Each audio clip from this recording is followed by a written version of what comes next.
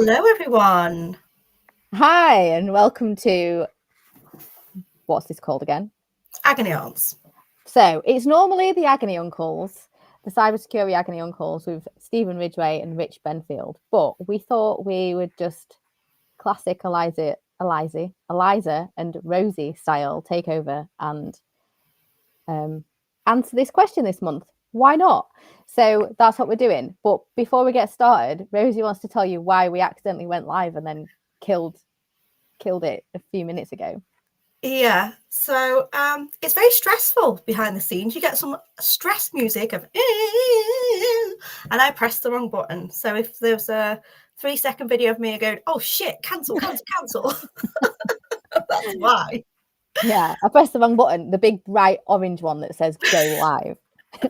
I pushed the prod too early. Nah, it's fine. So for anyone that doesn't understand the concept of this monthly podcast that we do, basically anyone submits a question. It can be anonymous. We never read the names out anyway. Either to a DM or in the comments section or through the website, whatever, it's fine. And we answer it. And it's no holds barred. Is that the saying? No holds barred. What am I doing? I hate going live on a podcast. It makes me want to just like throw myself out of the nearest window. Okay, so today's question is, I'm the head of IT for a tech company in the UK, and I've been tasked with getting everyone back in the office 4 to 5 days a week. This is not going to go down well with the team. How on earth do I manage this situation?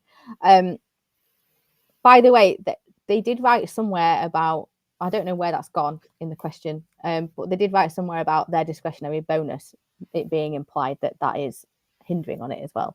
So they really do have to get everyone back in the office from an IT perspective. Rosie, I don't know what to suggest. You had 20 years experience in recruitment. Yeah. So you need to be fully prepared. I don't know why I keep blurring out, but you need to be fully prepared that as soon as you tell your team, they are all going to start looking for jobs. So working in recruitment, we knew straight away, like company X has done a back to work mandate. We probably knew within about half an hour because we'd suddenly get flooded with return calls from all those people that we'd be reaching out to. So for example, there was a big retailer that did this not long after lockdown, tried to get everyone back in the office, and about 20% of the tech team instantly handed the notice in. Now, it is a different market now, so jobs aren't as easy to come by. Companies have made redundancies. The cynic in me says they're doing this so that people will vote with their feet and they don't have to pay redundancies. That's what I would think. Wow, I've never heard of that before. Like, I've never heard anyone say that before, but it makes sense. You don't have to pay the redundancy packages and everyone just fucks off. Yeah. And also, your team are going to hate you, even if they come into the office. Now, it depends. If you are NHS and all your staff are in the office, and look at CrowdStrike, you look at the devices that had bit links and whatever to encrypt them, you need people physically in the office to do that. Then it makes sense if all of the business are in the office. But I'd be questioning why and making sure you have to do this. Especially with it being a tech company. I think if it was like, national infrastructure, or, it was a company that just, they were steadfast that they were office based, fair enough. If it's a tech company, I mean, again, fair enough. I think there are some kinds of contracts where you have to be on a secure site. So it really depends on the nature of the tech company. But from my perspective, as an employer, I might look at it a little bit differently. Like, okay, we're a remote company and we always have been. And until we have a reason to have, I mean, as well as I know, there may be, if there's a few contracts that we may win, and then we'll have to stand up a site specifically for those customers, and that will be fine. Yeah. And then we'll be open about that with those people that we hire. But I also think that with companies, if you say, I want everyone in the office, and you have got an office and you're paying for that office, either get rid of the office or just take it on the fucking chin, people, that you have to go into the office. And if you like your job enough, stay and go into the office. And if you don't, leave. I don't get the whole like whinge fest about it. I think like it's if people have changed terms though, because I know from the recruitment side, there was businesses where it would be discretionary and it wasn't in the contract. Like you started on a remote contract, everyone's remote. It's not in the contract, but that's what's there. And then businesses then revoked those clauses after lockdown, and because it wasn't written into the employment contracts, they then had to bring them in. You can. Oh, I keep flicking. And then you like Yoda on a hologram or something. Come into the office, you shall. Oh, such a twat. You can sweeten the deal. It depends how much you've got to play with. Like if it's in the contract that they had to be in the office and it's been discretionary, it's in the contract, it's contractual. But you don't win hearts and minds of your staff by going, it's in the contract and saying, oh shit, sort of thing.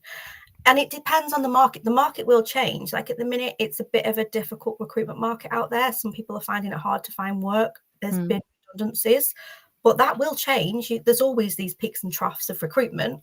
And as soon as it does, if your competitor is offering remote contracts, you're going to lose your staff and all of that knowledge to your competitor. Yeah. Which is why I think it's a bit of a sneaky, you need to get all the tech team in. Okay, they want to shed the tech team by 20% and not pay redundancies. That's the cynic in me. And I'd imagine there's a lot of recruiters that would share that cynicism. You're probably right, though, to be fair. I never thought of it like that. Yeah, okay. So we're both sort of on the same page. A company has a right to do it, but the employee has a right to say no and to bugger off if they want to go somewhere else. And you risk losing them. So it is what it is with that. So the actual question is, how do I go about doing it? So this guy, oh my God, I'm so sexist. I'm assuming it's a guy. He's not said. I'm so rubbish at this. I'm going to get cancelled for like the 10th time. So this person is a head of IT, and they've suggested that their bonus is hindering on it and that they have to do it and it's non-negotiable. This person is like, how do I do this? I don't know. So there's two ways of doing it. You're either honest with the team and just say, look, I don't agree with it. It's non-negotiable. Help me with this situation, and be honest. It depends on the relationship with the team. Is the discretionary bonus linked to the success of this? Is there anything you can do to the team to say, okay, it's 4 to 5 days a week. Let's say it's 4 days a week. And as a team, we'll decide what day works for none of us to be in. You've kind of got to give them a little bit of flex. You do. Again, though, I sound like such a cow on this call. So again, I think like a head of department's role is to serve the business, right? And to drive their department in line with the business strategy. It's not to be everyone under them's best friend. Yeah. And like the mum or the dad of the group. It's, yes, you have to be approachable, but ultimately you have to prioritize the business. And if the business is saying our strategy is we want everyone in the office, you kind of just have to enforce it or yourself leave. Yeah. And obviously this person doesn't want to leave because they've got discretionary bonus. Yeah, you'd be like, come on, guys, help me out. I'll get pizza and M&Ms. I suppose if I was this person, based on what you've said about potentially it's a way of avoiding redundancy, I think I'd ask that outright, you know. I think I'd go to whoever it is, CFO, CEO, or head of HR or whatever, and just be like, is this the goal? Because if it is, you know, this is great. I can work with that. But if the goal is to get everyone in the office and keep them, we have a challenge on our hands. Like that is two different approaches. Because if the goal is, like you say, oh, okay, hush, hush, we are wanting to like downsize the workforce 40%, then you can just be like, all right, fine. And then you just go, okay, everyone's got to be in the office. And when they're like, we're going to quit, Jeff, you go, oh, well, what a shame. My name's not Jeff, it's Eliza. And so you've actually met your target. It really depends what the underlying target is, which again, I didn't think of until you'd said. That's super interesting. I think I would just ask outright. Yeah.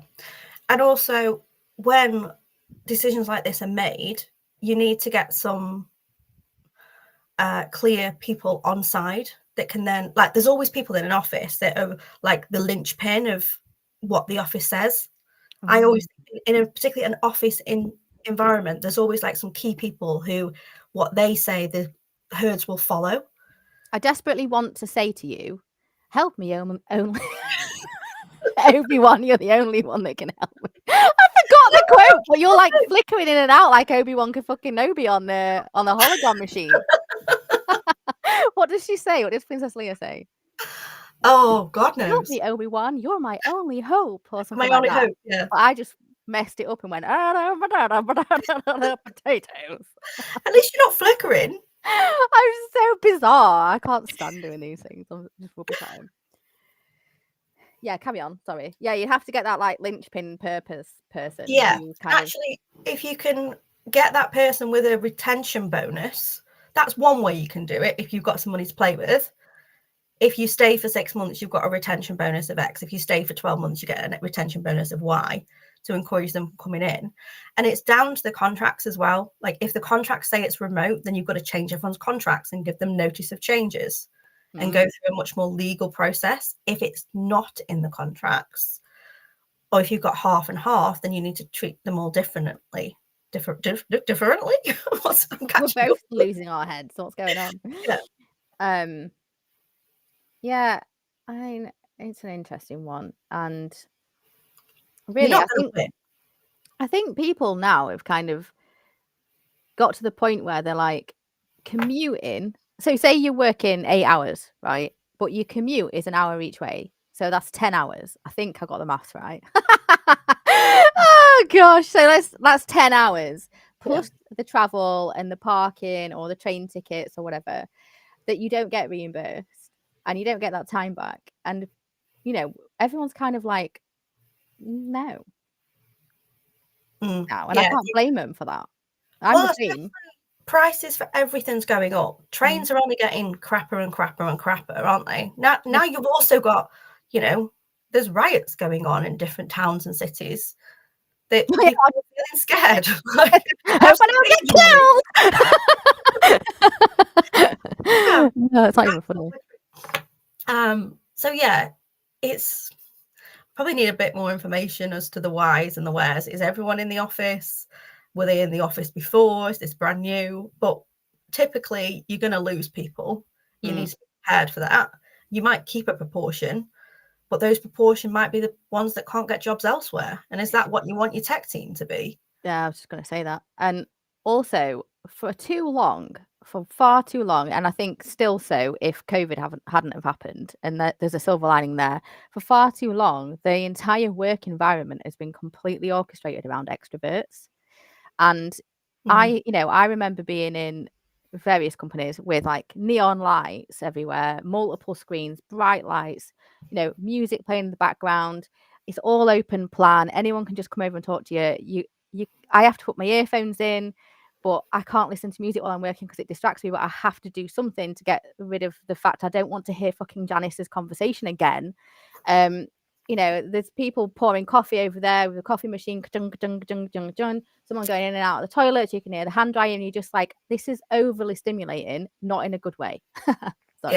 Yeah. And you like the M&M's on tap or pizza on a Friday doesn't fucking cut it.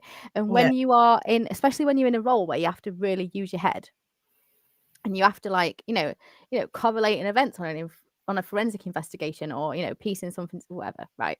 Something that's labor intensive on your brain, and you are sitting there piecing it together, and someone just comes over and goes, can I just get 5 minutes of your time? And you lose it, and you're like, oh, fuck off. And you've lost it. So the fact that you can actually be more productive outside of work tells me that there's more to it, and you're possibly right.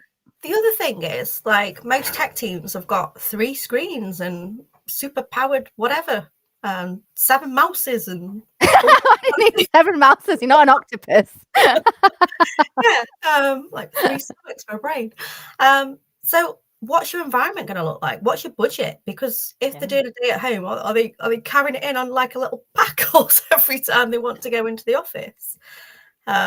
They always do that like clear desk policy thing now, don't they? Where you do like a hot desk in, and that's even more sort of impersonal. And I think if you're going to demand people in the office, they need to have their own sort of personal space within it, I believe. So I always thought, oh God, when you've got to like set up your desk and then you've got to spend like a few minutes making sure that your docking works and all that kind of stuff. And, you know, before people could just sit and have a picture of their cat or whatever on their desk and, you know. A certain cup. Someone's used my Yeah. cup. Where's my cup? To be fair, the only thing that would bother me if I was in an office would be anyone touching my food. Yeah. Like, nobody touches Eliza. And not just that, but, you know, everyone's got their nice work-life balance now. Yeah. Like the commute time. And if that tech team needs to go into an office in London, well, I might be giving them about 10 grand for the trains and the ridiculous, and the risk to life now. Yeah. It's not safe, is it? I mean, I won't feel safe. I won't want anyone else to be doing that. But also with the trains being so sporadic as well, I would question things like, say all the trains get cancelled and someone stayed late because they're trying to do a good job and they finished at 10 or 11 and there's no trains. How do they get home? Yeah. And then are they going to be productive the next day? I mean, I definitely feel like I like the culture we've got at that security company where someone can say, oh, it's sports day. I'm going to take that off, and then they'll just book it out in the calendar, and then they might catch up with things later on. Or you don't even track it because someone's like super productive and they need a doctor's appointment. They don't have to ask permission. They just put it in the calendar. And if you can't trust your team to do that, you'll soon find out because they'll not produce the work. As long as the work's being produced, I don't think it's a big deal. And then you can just get rid of them, can't you, if they're rubbish or they're just lazy or they're just not producing the work. That's why those laws exist that enable companies to do that. The other thing is you're going to get a lot more flexible working requests because there's lots of people which don't book in meetings between 2:30 and 3:30 because they're doing a school run. Yeah, we've got that.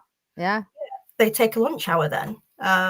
So what do you not want a good 50% of the population, maybe more, that are working parents with young children that particularly in the current times, are not going to want their children to be walking home from school, especially if you've got riots going on and people targeting ethnic minorities. Well, or the violence in general is it's on both sides, isn't it? Let's not get into that. But I mean, it's not nice to think of kids walking home or your employees walking home or anything like that. I don't like the idea of it. I don't like the idea of, I mean, you know me, you go to a conference and I'm like, make sure you text when you're home. You're like, all right, mum. But if everyone was like leaving the office, I mean, I remember being at this company in Canary Wharf. It wasn't Canary Wharf, it was like on the DLR, one stop away from Canary Wharf on the DLR. And for some reason, I just worked a bit late and it was right frustrating me. And it was like everything seemed to go wrong. And I was like, oh God. Anyway, I ended up at the tube station like half an hour, not tube station, DLR station, like half an hour later than I normally would have. And half an hour earlier, some random girl had acid thrown in her face. Oh God. No, and I was like, that could have been me. And there was no one else around. Like, I thought that would have been absolutely horrifying. I'm gorgeous. That would be the worst thing that could ever happen to me. Anything but not the money maker.